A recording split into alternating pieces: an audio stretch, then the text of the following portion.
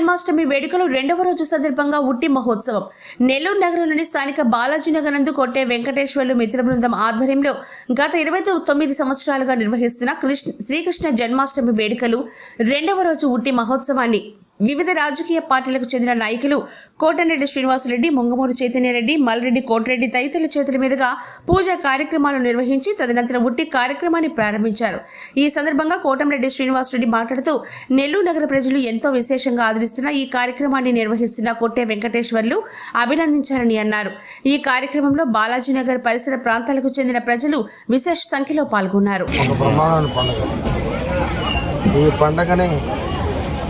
గత 29 సంవత్సరాలుగా మా తమ్ముడు కొట్టే వెంకటేశ్వర ఆధ్వర్యంలో జరగటం దాని అదృష్టం.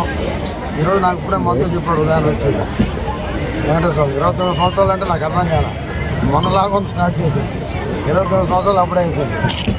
మరి అటువంటిది ఈరోజు చూస్తే దూరాన్ని చూస్తే దివ్య నేరులాగా నాకు కనపడ్డాయి. అది పెట్టాడు, సినిమాలు పెట్టాడు. సింహం అంటే నాకు బాగా ఇష్టం, ఎందుకంటే సింహం లేకుండా అనేటటువంటి కోరిక అనమాట.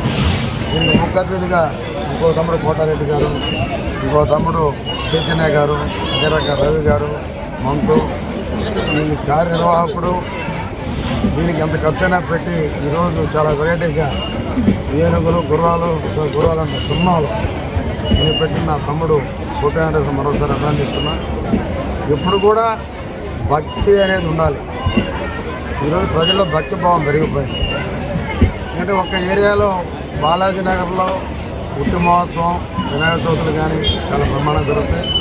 అటువంటిది మా కొట్ట వెంకటేశ్వర ఒక స్పెషల్ ఎన్నుకున్నాను. అంటే వినాయక చవితి అన్నప్పుడు అందరూ చేస్తారు. ఒక శ్రీకృష్ణ మహానుభావుని తలుచుకోవాలి. ఎప్పుడు నాకు పెద్దోడు పురాణాలు చెప్తుంటే వింటుంటాం. శ్రీకృష్ణుడిని కొలిసే వారికి ఎప్పుడు కష్టాలు ఉండవాలి. ఆయన ఎప్పుడు కూడా కష్టాలు పడిన వ్యక్తి కాదు, ఆయన ఎప్పుడు సుఖాలు ఉండాలి.